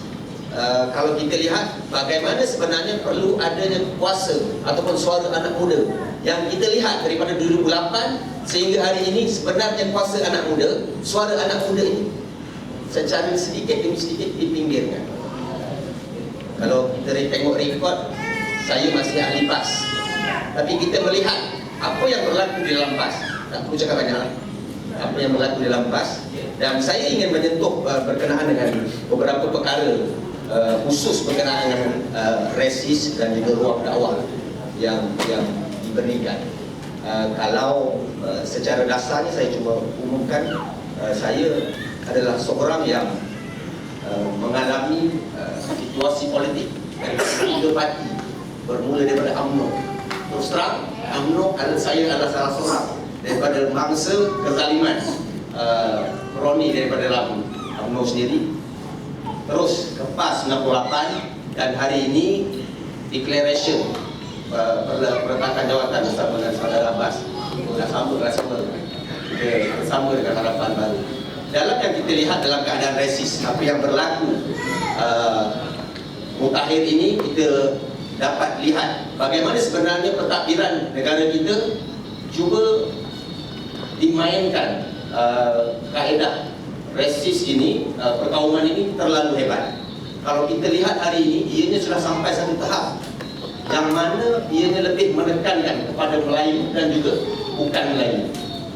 Kalau kita lihat, saya cuba berkongsi pengalaman sedikit berkenaan dengan resis yang ada hubung kait dengan dakwah. Kemenangan 2008 saya cuba kita kongsikan. Saya ada ruang dakwah bertemu dengan China, India, yang pada ketika itu saya buat part time, jual burger malam jual burger. India, China datang 2008, saya dituduh petualang bangsa, pengkhianat Melayu sebab saya bantu China, saya bantu India. 2008 selepas kemenangan yang tak disangka, UMNO terkejut dia kalah, kita terkejut kita menang. Yang membantu ekonomi saya China dan India. Ruang dakwah yang saya dapat daripada situ, bagaimana kita cuba membuka pemikiran China dan India. Macam umpama tadi, saya ada yang bertanya daripada kaum India, beli burger 2 biji tuan, duduk 2 jam. Beli burger 2 biji, duduk 2 jam. Ruang dakwah untuk aku luas. Persoalan pertama, dia katakan politik Malaysia ini berasaskan perkauman. So dia buat comparison antara Barisan Nasional dan rakyat. Saya ada ruang di sini. Dan bila kita masuk balik pada asas bagaimana kelahiran kita di muka bumi ini, saya mendapat satu ruang yang cukup luas. Bila saya katakan hari ini saya jadi seorang Melayu, kulit cerah sikit, dia jadi Cina, kulit dia putih, dan sahabat kita India ni kulit gelap. Adakah daripada atas tu masa kelahirannya Allah Subhanahu Wa Taala memberikan orang yang ada dalam option? Ada atau tidak? Tak ada. Tapi saya tanya dengan dia, ada atau tidak? Saya ingat tak ada. Saya cakap suruh cuba cek betul-betul dalam kaedah yang kita cuba gunakan ruang dakwah yang ada dalam kaedah yang simple, yang mesra, ramah, bukan marah. Kita dapat, dan satu persatu bila saya tanyakan kalau ada ruang option Melayu, Cina, India, lain-lain, dia cakap kita dah tentu akan pilih Melayu. Kalau you tahu you akan lahir di Malaysia, daripada borang option yang Allah bagi, you akan pilih mana? Sudah tentu dia akan bangga Melayu. Saya kaitkan tadi dengan sahabat kita, bila dikatakan tentang satu ruang yang ada, betapa di Malaysia ini bertuahnya bangsa Melayu. Dan bila kita lihat daripada hasil yang ada daripada dakwah, daripada ruang dakwah, saya kongsi sedikit, kita dapat masuk, saya sendiri dapat masuk melalui kaedah Selangor gini. India panggil saya sebulan 2 kali, bang, 2 kali datang rumah. 2 kali datang rumah, saya dapat masuk, duduk depan patung. Duduk depan patung, dia cerita tentang, abang tolong cerita pasal Islam comparison dengan itu. Kita rasa itu bukan orang yang layak, tapi kaedah yang kita gunakan secara friendly. Nampak dia, kita buat perbandingan dan ianya memberikan kesan. Dan apa yang kita lihat pada hari ini sebenarnya, bila ini agak promo sikit, bila kita sekarang ini perlu masuk dalam politik yang lebih matang, politik baru. Sebab itu kita lihat bagaimana kesimpulan yang kita lihat daripada DEPSI, MK, daripada sahabat-sahabat, kita boleh rangkumkan sebenarnya sudah tiba masa dalam keadaan yang ada pada hari ini, kuasa anak muda untuk kita bangun sama-sama mempertahankan. Hari ini kita ada di Kerajaan Negeri Selangor, kerajaan yang kita pertahankan, yang kita cukup jelas permainan resis. Kalau ikut pada pandangan saya, apa yang berlaku di negeri Selangor bermula dengan krisis Menteri Besar. Dia bawa, kalau tuan-tuan ingat, selepas isu Menteri Besar, dia keluar apa? Isu pegang anjing, betul? Isu pegang anjing buatnya di mana? Di Selangor. Selepas isu pegang anjing, dia keluar apa? Oktoberfest. Dia belasah balik Jumat. Dia belasah balik Jumat. Saya nampak satu permainan yang telah disusun secara teratur, yang permainan yang berkaitan dengan sensitivity, perkauman dan juga isu agama. Dan akhir kata saya suka sebut, mudarat paling besar dalam Malaysia adalah UMNO Barisan Nasional, dan jadi kewajiban pada kita untuk kita ubah. Dan macam saya sebut tadi, anak muda kita bangkit. Wallahualam. Okey, seterusnya ya, silakan. Ya, Assalamualaikum warahmatullahi wabarakatuh. Saya Aisyah, bekas pelajar yang pernah menuntut di Jepun. Dan persoalan saya nak bangkitkan di sini adalah apabila saya bertanya, saya merasa selamat.